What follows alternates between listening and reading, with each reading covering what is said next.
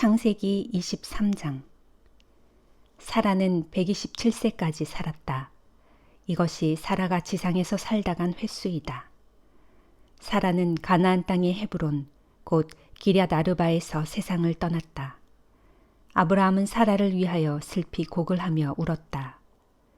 아브라함은 아내의 시신 옆에서 울다가 나와 햇사람들을 찾아가 말했다. 당신들도 잘 알다시피 나는 당신들에게 몸부쳐 사는 나그네에 지나지 않소. 이제 죽은 내 아내를 장사 지내려고 하니 당신들의 땅을 좀 파십시오. 햇사람들이 아브라함에게 대답했다. 어르신, 우리 말씀을 들어보십시오. 우리는 평소 덕망 높은 어르신을 존경해 왔습니다. 어르신은 우리가 가진 묘실 가운데 가장 좋은 묘실을 골라서 고인을 잘 모시기 바랍니다. 어르신이 묘실을 쓰겠다고 하시면 우리들 가운데 누구도 마다할 사람이 없을 것입니다. 아브라함은 그 땅에 사는 햇사람들에게 몸을 굽혀 절했다. 그런 후에 아브라함이 말했다. 당신들이 내 아내를 이 땅에 장사 지내게 해주신다니 그렇다면 제 말을 들으시고 소알의 아들 에브론에게 말을 좀 전해주시오. 에브론이 소유한 밭 끝자락에 있는 막벨라 굴을 저에게 팔라고 전해주시오. 값은 충분히 드릴 터이니 그 굴을 내 아내의 묘지로 삼도록 해주시오. 때마침 에브론도 햇사람들 사이에 앉아 있었다. 그는 성문 부근에 나와 있는 햇사람들이 듣는 가운데 아브라함에게 말했다. 어르신, 제 말을 들어보십시오. 제가 그 밭을 어르신께 그냥 드리겠습니다. 밭에 있는 그 굴도 함께 드리도록 하지요. 저는 이렇듯 우리 동족들이 모두 지켜보는 가운데 어르신께 그 밭을 드리도록 하겠습니다. 어르신은 그곳에 고인을 모시도록 하십시오. 아브라함은 그곳 주민들에게 허리 굽혀 절하고 모두가 듣는 자리에서 에브론에게 말했다. 그러시다면 내 말을 좀 들어주시오. 나는 아무래도 당신께 밭값을 드려야겠소. 당신이 밭값을 받아주셔야만 내가 그곳에 아내를 장사 지낼 수 있겠습니다. 에브론이 아브라함에게 대답했다. 어르신, 제 말씀 좀 들어보십시오. 땅값은 은 400세겔입니다. 하지만 제가 어떻게 어르신께 땅값을 받겠습니까? 그러니 어르신은 그냥 그곳에 고인을 모시도록 하십시오. 아브라함은 에브론의 말을 듣고 햇사람들이 다 보는 가운데 땅값으로 은 400세겔을 달아 에브론에게 주었다. 이리하여 에브론의 소유로 있던 마므레 앞 막벨라 땅과 그 땅 안에 있는 동굴과 또 그 밭 주위에 심어진 나무들이 모두 아브라함의 소유가 되었다. 성문에 나와 있던 햇사람들이 모두 지켜보는 앞에서 그 땅이 아브라함의 소유가 되었다. 그 후에야 아브라함은 가나안 땅의 마므레 곧 헤브론 앞 막벨라 밭에 있는 굴의 아내 사라를 장사 지냈다. 이리하여 햇사람들은 막벨라 밭과 거기에 있던 굴을 아브라함의 소유로 넘겨주었다. 마태복음 22장. 예수께서 다시 비유를 들어 말씀하셨다. 하늘나라는 자기 아들의 결혼잔치를 베푸는 왕에 비유할 수 있소. 왕은 신하들을 보내어 초대한 사람들을 모셔오라고 했소. 하지만 그들은 모두 오려고 하지 않았소. 왕은 다시금 다른 신하들을 보내어 황소와 살찐 송아지를 잡아 음식을 아주 푸짐하게 준비해 놓았으니 어서들 잔치에 오시오 하고 전했소. 그러나 초대받은 손님들은 신하들의 말을 들은 척도 하지 않았소. 어떤 사람은 밭에 일하러 가고 어떤 사람은 장사하러 갔소. 심지어 어떤 사람들은 왕의 신하들을 붙잡아 때리고 죽이기까지 했소. 왕은 진노했소. 군대를 보내어 그 살인자들을 잡아 죽이고 동네를 불살라 버렸소. 그런 다음 왕은 신하들에게 말하기를 내가 애초에 결혼잔치에 초대한 사람들은 자격이 없는 자들이었다. 그러니 이제는 거리에 나가 누구든지 결혼잔치에 오라고 초대하여라 하였소. 신하들은 거리에 나가 좋은 사람이든 나쁜 사람이든 가리지 않고 눈에 보이는 대로 아무나 데려왔소. 그래서 잔치집은 손님들로 가득 찼소. 왕은 손님들을 보려고 들어왔소. 그런데 어떤 사람이 예복도 입지 않은 채 앉아있는 것을 보았소. 왕이 묻기를 이 사람아 그대는 왜 예복도 입지 않고 여기에 들어왔는가 하였소. 그 사람은 아무 대답도 하지 못했소. 그때 왕은 시종들에게 명령하기를 이 사람의 손발을 묶어 바깥으로 내쫓아라. 거기서 가슴치고 슬피 울면서 이를 갈 것이다 하였소. 보시오. 이와 같이 초대받은 사람은 많지만 선택받은 사람은 적소. 바리새파 사람들은 어떻게 하면 트집을 잡아 예수를 함정에 빠뜨릴 수 있을지 열심히 궁리했다. 그들은 자기 제자들과 헤롯 당원들을 함께 예수께 보내어 이렇게 묻게 했다. 선생님, 우리는 선생님이 진실하시고 진리를 참되게 가르치시는 분으로 알고 있습니다. 누가 두려워서 말을 못하거나 또는 사람의 겉모양만 보고 판단하시는 일이 없는 분인 줄로 알고 있습니다. 그러니 우리에게 가르쳐 주십시오. 로마 황제에게 세금을 바치는 것이 옳습니까? 아니면 옳지 않습니까? 예수께서는 그들의 속셈을 아시고 말씀하셨다. 이 위선자들이여 어찌 나를 시험하는 것이오. 당신들이 세금으로 내는 돈을 내게 보여주시오. 그들이 데나리온 한 잎을 가져다가 예수께 보여드리자 예수께서 물으셨다. 이 초상과 글자가 누구의 것이오? 로마 황제의 것입니다. 그들이 대답했다. 그러자 예수께서 말씀하셨다. 로마 황제의 것은 로마 황제에게, 하나님의 것은 하나님께 바치시오. 이 말씀을 듣고 그들은 크게 놀란 채 예수를 남겨두고 떠났다. 같은 날 부활이 없다고 주장하는 사두개파 사람 몇 명이 예수께 와서 물었다. 선생님, 모세는 가르치기를 남자가 자식 없이 죽으면 동생이 형수와 결혼하여 죽은 형의 대를 이을 자식을 낳게 해주어야 한다고 했습니다. 그런데 우리 중에 7 형제가 있는 가정이 있었습니다. 형제들 중에 첫째가 결혼해 살다가 죽었는데 아들이 없었습니다. 그래서 둘째가 형수와 결혼했습니다. 그런데 둘째도 아들 없이 그냥 죽었고 이런 일이 되풀이되어 그 여자는 7 형제 모두와 결혼하게 되었습니다. 그런 후 그 여자도 결국 죽었습니다. 이런 경우 부활 때의 이 여자는 7 형제 중 누구의 아내입니까?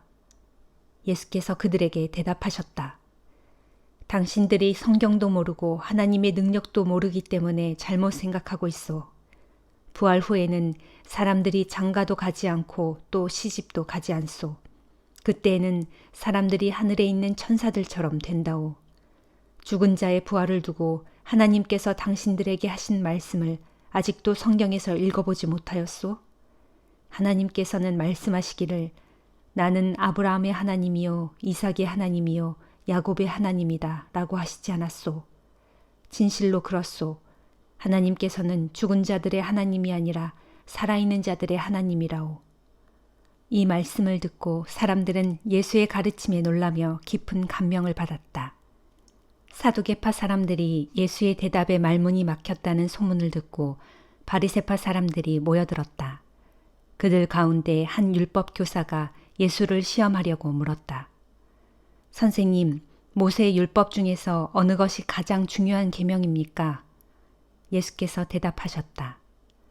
그것은 내 마음을 다하고 내 목숨을 다하고 내 뜻을 다하여 주 너의 하나님을 사랑하라는 것이요. 이것이 가장 중요하고 으뜸 가는 계명이요. 둘째 가는 계명도 이와 같은 종류의 것인데 곧 내 이웃을 내 몸과 같이 사랑하라는 것이요. 모든 율법과 예언자들의 가르침은 이 2 계명으로 요약될 수 있소. 바리새파 사람들이 모여 있을 때 예수께서 그들에게 물으셨다. 당신들은 그리스도를 어떻게 생각하시오? 그리스도는 누구의 자손이요? 그들은 대답했다. 다윗의 자손이요. 예수께서 다시 물으셨다. 그렇다면 다윗이 성령의 감동을 받아 그리스도를 주라고 부른 것은 어찌 된 일이요?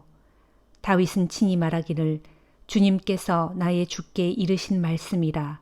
이르시기를 여기 내 오른쪽에 앉아라. 내가 내 원수들을 내 발 아래 굴복시킬 때까지 여기 앉아 있어라 하였소. 보시오. 이처럼 다윗이 그리스도를 나의 주라고 불렀는데 어떻게 그리스도가 다윗의 자손이 된단 말이오. 그러자 그들은 아무 대답도 하지 못했다. 그리고 그 후부터는 아무도 예수께 감히 묻는 사람이 없었다. 느헤미야 12장. 스알디엘의 아들 수룹바벨과 예수아의 인도로 그들과 함께 본국으로 돌아온 제사장들과 레위 사람들은 이러하다. 제사장으로는 스라야, 예레미야, 에스라, 아마랴, 말룩, 핫두스, 스가냐, 루훔, 무레못, 잇도, 긴느도이, 아비야, 미야민, 마아랴, 빌가, 스마야, 요야립, 여다야, 살루, 아목, 힐기야, 그리고 여다야인데 이들은 대제사장 예수아 때에 그를 돕던 동료들이자 지도적인 위치에 있던 우두머리 제사장들이었다. 레위 사람으로는 예수아, 빈누이, 간미엘, 세레비야, 유다, 그리고 마따니아인데 이들은 하나님의 성전에서 찬양을 맡았다. 그리고 그들의 동료인 박부기야와 운노는 하나님의 성전에서 예배를 드릴 때 그들의 맞은편에 서서 화답하는 찬양을 했다. 한편 대제사장 예수아의 자손들은 이러하다. 예수아는 요아김을 낳았고 요아김은 엘리야십을 낳고 엘리야십은 요야다를 낳고 요야다는 요나단을 낳고 요나단은 얏도아를 낳았다. 예수야의 아들 요야김이 대제사장으로 봉직할 때 제사장 가문의 우두머리들은 이러하다. 스라야 가문의 무라야, 예레미야 가문의 하나냐, 에스라 가문의 무술람, 아마랴 가문의 여호하난, 말루기 가문의 요나단, 스파냐 가문의 요셉, 하림 가문의 아드나, 물라육 가문의 헬게, 잇도 가문의 스가랴, 긴느돈 가문의 무술람, 아비야 가문의 시그리, 미냐민과 모아랴 가문의 빌데, 빌가 가문의 삼무아, 스마야 가문의 여호나단, 요야립 가문의 마뜨네, 여다야 가문의 우시, 살레 가문의 갈레, 아목 가문의 에벨, 힐기야 가문의 하사랴, 그리고 여다야 가문의 느다넬이다. 엘리야십, 요야다, 요하난 그리고 얏도아가 대를 이어 대제사장으로 봉직하는 동안 제사장들과 레위 사람들의 우두머리 명단은 페르시아 왕 다리오 시대 때의 이스라엘 왕실 일지에 기록되어 있다. 또 엘리야십의 자손인 요하난이 대제사장으로 봉직할 때까지 레위 사람들의 각 가문의 우두머리 명단은 이스라엘의 역대기 책에 기록되었다. 레위 사람들의 지도자는 하사랴, 세레비야, 그리고 감미엘의 아들 예수아인데 이들은 하나님의 성전에서 예배를 드릴 때에 하나님의 사람 다윗이 규정한 대로 성가대를 둘로 나누어 서로 마주보고 서서 화답하면서 하나님께 찬양과 감사를 드렸다. 또 마따냐, 박부기야, 오바댜, 무술람, 달몬, 그리고 악굽은 성전의 문지기들로서 이들은 성전으로 들어가는 각 문에 딸린 여러 창고들을 지켰다. 이들은 예수아의 아들이요 요사닥의 손자인 대제사장 요야김과 유도 총독 느헤미야 그리고 학자이며 제사장인 에스라 때에 하나님의 성전에서 봉사한 사람들이다. 마침내 예루살렘의 성벽이 완공되었고 우리는 봉헌식을 거행했다. 재금을 치고 비파와 수금을 타며 즐겁게 감사 찬양을 드리는 예루살렘 성벽 봉헌식을 거행하기 위해 나는 각처에 흩어져 사는 레위 사람들을 예루살렘으로 올라오게 했다. 그리하여 예루살렘 주변의 여러 마을들에 사는 노래하는 사람들, 곧 성전의 찬양대원들이 예루살렘으로 올라왔다. 그들은 느도바 사람들의 마을과 벳길갈과 게바와 아스마웻 지역에서 올라왔다. 제사장들과 레위 사람들은 먼저 자신의 몸을 정결하게 하는 예식을 치른 후에 이스라엘 백성들은 물론 예루살렘 성벽과 성문에도 물을 뿌려 정결하게 했다. 그 후에 나는 유다 지도자들을 모두 성벽 위로 올라오게 한 다음 하나님께 감사 찬양을 드릴 성가 대원을 두 편으로 나누어 한 편은 성벽 위로 올라와 오른쪽으로 거름문을 향해 행진하게 했다. 이 성가 대원들의 뒤로는 호세아가 유다 지도자들의 절반을 이끌고 따라갔다. 그리고 그 뒤로는 아사랴, 에스라, 무술람, 유다, 베냐민, 스마야 그리고 예레미야가 뒤따랐다. 몇몇 제사장들이 나팔을 불면서 뒤따랐고 그 뒤로는 스가랴가 따라갔다. 그의 조상을 살펴보면 스가랴의 아버지는 요나단이요, 그 위로는 스마야요, 그 위로는 마따냐요, 그 위로는 미가야요, 그 위로는 삭구리요, 그 위로는 아삽이다.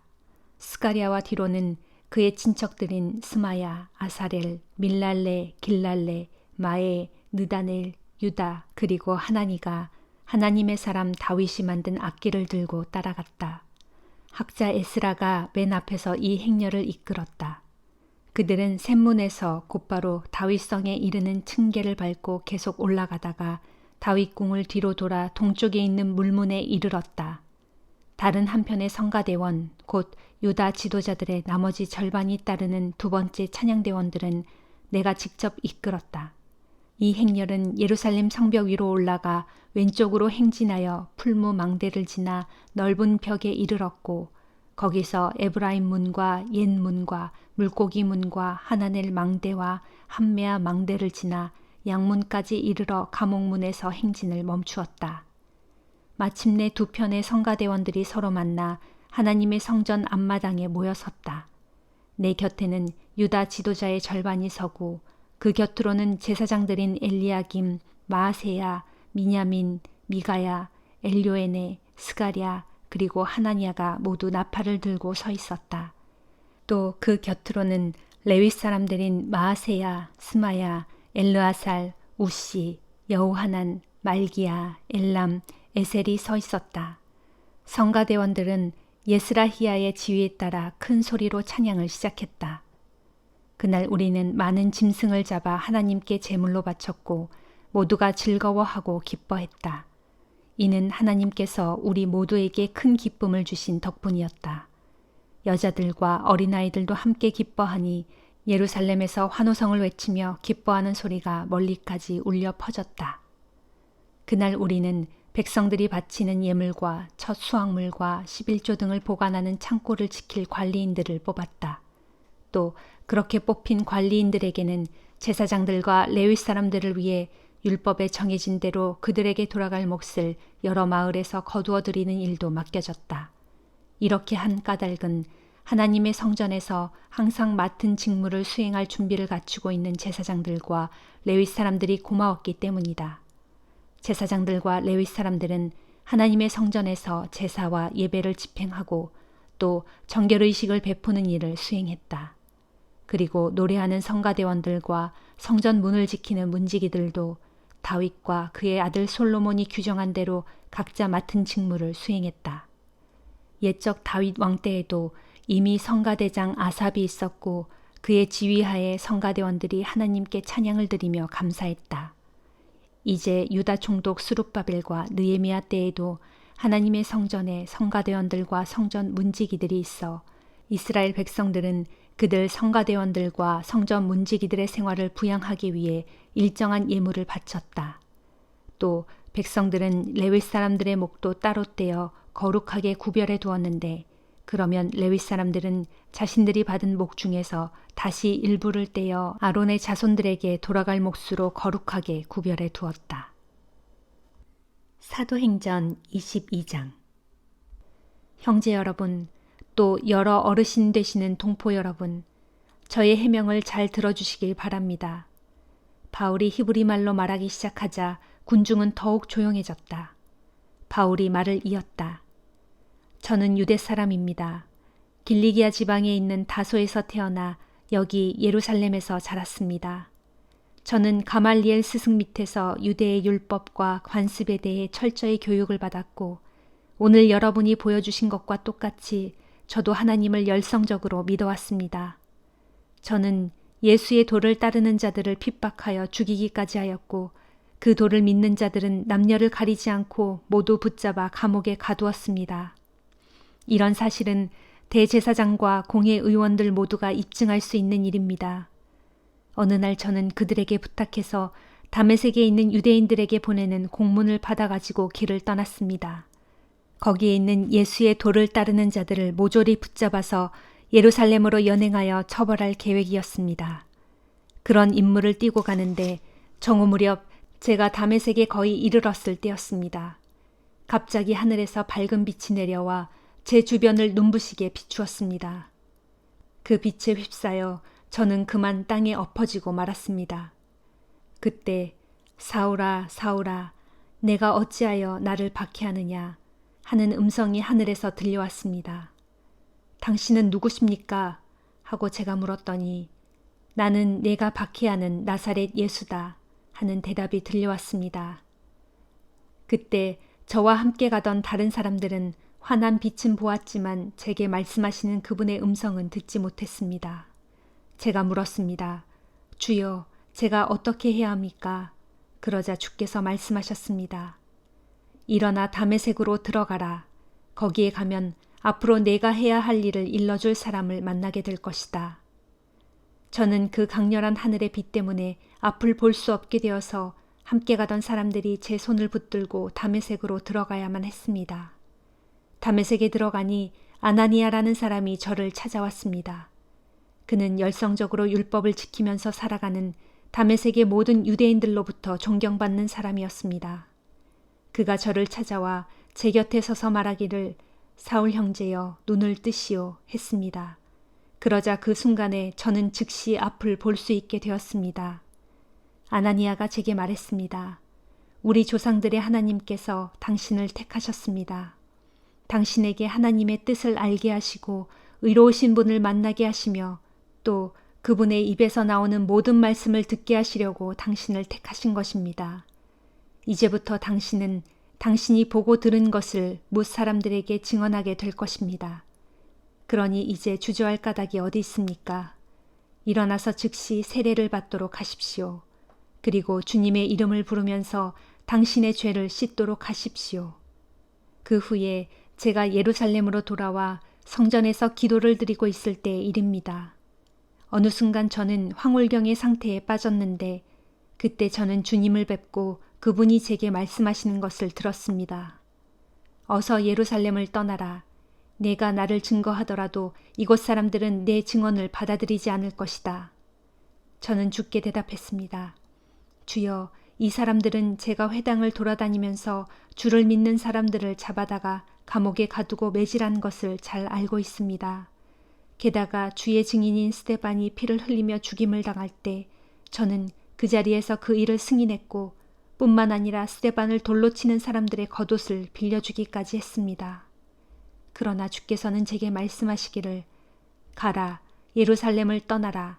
나는 너를 멀리 이방 사람들에게로 보낼 것이다 하였습니다.